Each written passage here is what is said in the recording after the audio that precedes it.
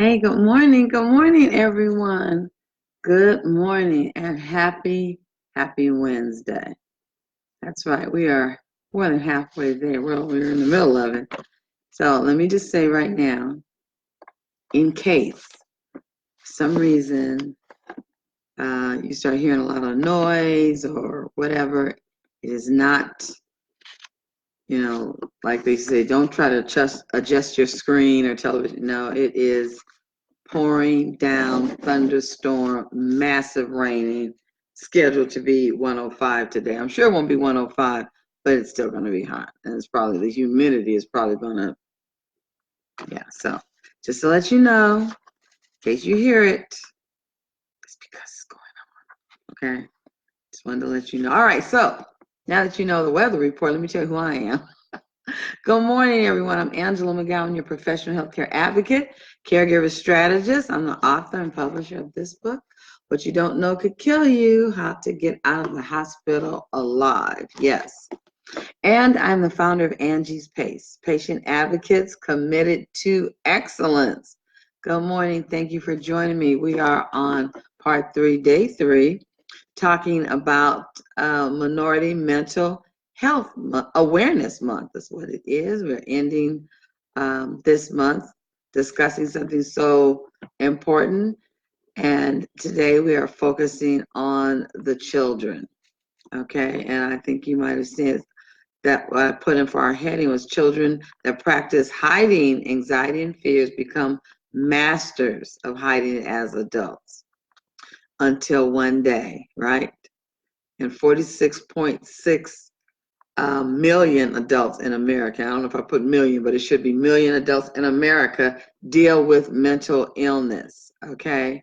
So we want to help our children master sharing their feelings with us, okay, so that they will not be part of that large group that do not share and as a result are suffering on a daily basis. So we want to do what we can for the children.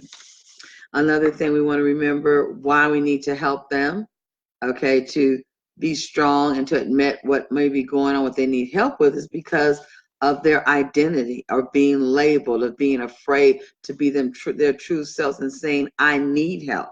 If they're afraid as children, that fear carries over as teenagers, young adults, mature adults, seniors, whatever category, it continues and it only gets worse. It does not like, okay, you'll grow out of it. No, you'll grow taller. No, it's not that. It just gets worse, okay? And I came across this particular article that had been shared by my author coach, Vanessa Collins. I want to give her a shout out because it was very profound and it helped me to formulate what's going on today. It was like children won't say they have anxiety, they say my stomach hurts. And so as I was sharing with somebody yesterday, even as adults, think about it. If we're upset, we're confused, we're mad, whatever, we start talking about, oh my God, I have the worst headache, right? Oh, I just, my shoulders, my back, all these different things. We too still don't say, I am stressed, I am anxious, I'm fearful. We're definitely not going to say we're fearful, right? We might say we're anxious, but we're not going to just say we're afraid. And so we are some of those that have mastered hiding. And so, as I said on Monday, when we're looking at mental illness or people that are suffering with a form of or are being or dealing with being depressed or whatever it may be, those we don't have to look too far. That could be the children we've raised because we're masters. It could be our parents that raised us because they were masters. It could be our grandparents or our siblings. It's so close to us. Yet we have to have the mindset, the vision to recognize it, and then the deep desire to help or get help. So let's get back to our children. All right. So as children grow and develop, they experience a number of emotional reactions. Everything is emotional for them, right? What they eat, where they go, whether or not they want to go to bed, all of that. So they have different feelings, and the gamut ranges like it's really large. So sometimes they have negative feelings. Okay.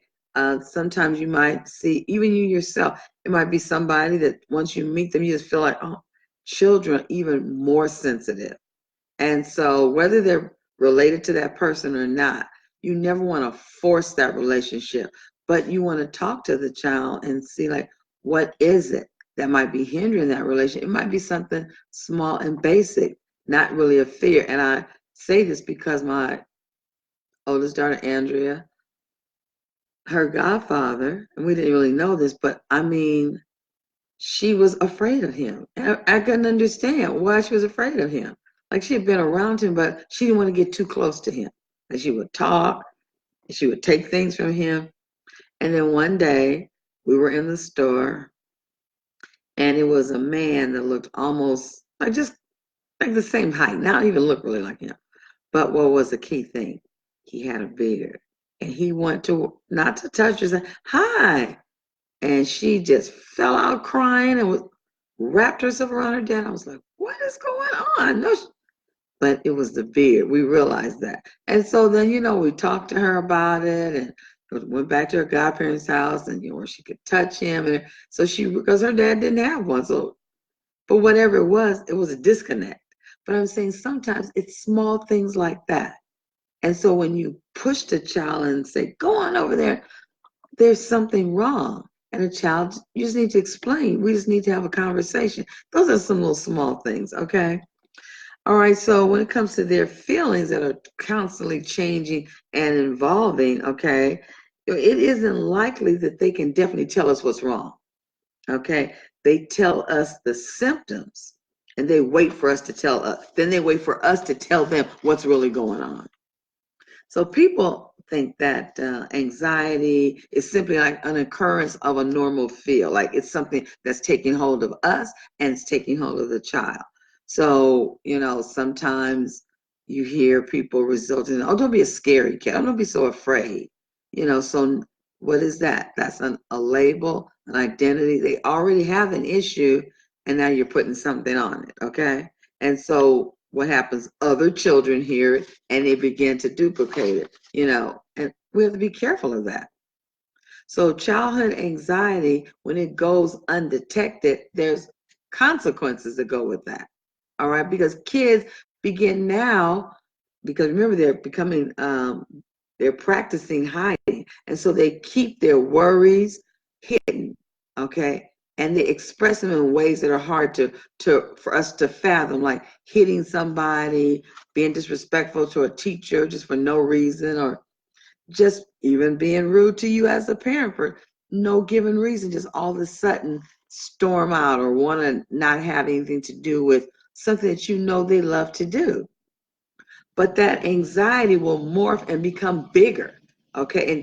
And they fight into begin maybe even fighting or a lashing out at other children. So it might not be always noticeable to caregivers and to their parents because they're not always acting like that in a one-on-one.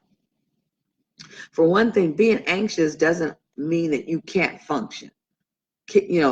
Adults with anxiety disorders and children, they can function. Like a homework assignment that might take 15, 20 minutes. It may take an hour or a little more to the child who's dealing with anxiety or frustration because this homework assignment represents something. And you're just like, you know how to do that, go over there and do it. Not that I'm saying they shouldn't do their work, but sometimes we just need to take a minute to check and see what happened. Okay, what went on. And so just right now, I want to just stop and talk to you about taking your child to the doctor. Okay, what I'm saying, when you go there and you're telling the doctor what's going on and you want referral help. Okay, I'm going to add a chapter, not in this book, another book I'm writing, about this whole referrals, even for our children. But this is some suggestions I can give you from the book that I have written, How to Get Out of the Hospital Alive. Thank the doctor and say, you know what, I would rest easier if you could recommend a therapist, if you could recommend some type of group situation for my child, because I don't feel that medication is the way I want to go. I want him or her to learn how to talk it out. They've been talking to me, and I think if they see they're not alone, okay, that's put it like that. Or Doctor, my husband and I have been talking, and this is what we want to see for our child. This is the plan of care. We want this help. All right. Or my child has asked for this help. And so, as their representative, as their advocate, I want that referral. I want that second opinion. I want them to see someone. Uh, our primary care physicians, I tell you, all things run through them. Authorizations, specialty things, it all comes through them. So what I'm saying is that you have to make sure that it comes through them to you. Okay? They are not like the supreme being and cannot get a second opinion, cannot get things done. You are their parent and you're interacting with them on a daily basis. The doctor is just seeing them, yearly, quarterly, whatever. So please don't back down. Get the help you need for your child and or children, and also for yourself as well. So what parents can do, here's some ideas you can do if you do have kids that struggle with social skills, all right? Because we know that making friends, and it's time for going back to school again, right? Making friends is important to children. It establishes like that they're part of the group, right? And so if a child comes back and is talking about like no one likes me or seems to be struggling on within the first few days of school, what you need to do is make an appointment to talk to the teacher and find out what the teacher is seeing. The teacher is one of the experts that you can go to because they've taught children hopefully for a number of years. They have expertise in it through the classes and certifications that they have. And so they might tell you what your child's interaction is like when they come in. They come in withdrawn, but when they leave, you're like, bye, okay, have a good, okay. But when they get to the classroom, it's not like that. Or maybe during recess time, they're happy in the classroom, but when they go outside with the other kids, they don't mingle the same way. So we want to seek out answers, okay? And a suggestion about building social relationships, okay? They don't come naturally to our children. We wish they would. But, if you notice that there's something going on in interaction, even with the brothers and sisters at home or cousins, talk about sharing, emphasize about not being selfish. Playtime is a time to show good behavior, right? You want to give them examples, show them ways. If you see something going on, call them to the side. We don't want to embarrass them, but we do want to help them. And during these play dates that we supervise or others supervise, it's a great time to talk to your child before the play date starts about what to expect. Expectations, expect to have a good time, expect to have fun, expect to share, expect a lot of laughing to go on. Set the tone for your children's interaction with their friends, with their relatives, set it up that way, and let them be ready for happiness, for joy, for a good time. Listen, here's a few facts. We always got to give you a few facts. Anxiety and depression affect so many children. 7.1% of children aged, here we go, 3 to 17 years old, okay? 4.4 million children here in America have been diagnosed with anxiety. 3 years old, okay? 3.2% of children aged 3 to 17 years, which is approximately 1.9 million, have been diagnosed with depression, okay? Now, I want you to know these particular facts I got from where I tell you to go, from the cdc.gov, because I'm telling you, no matter what website you go to CDC, they have something on it. Anxiety and depression have increased over time, all right? So either when these children have been diagnosed with either anxiety or depression or both, okay, from age 16 to 17, a 5.4 increase, all right, from 2003 to 2007, and an 8.4 increase beginning at 2011 forward, okay? Children 6 to 17 have increased 5.5% from up to 6.4% beginning at 2012 now. These are some statistics that we can't run away from. These are some that have just been reported. I say it's probably even higher. Okay, it's probably even higher. Different children in the same family can have different social limits and degrees of comfort. You know, the more outgoing child, the more laid back child, maybe one that feels more challenged, or we call extra sensitive, or prefers the quiet, whereas their brothers and sisters might prefer to be like in the mix, in the front. More of an extrovert, loves to sing and wants people to hear them sing. But there might be your other child that loves to sing as well. Sorry, I'm expecting a client call, so sorry about this. I had to make sure that wasn't them. Wants to sing and be heard, but another child wants to sing, but just wants to sing to themselves.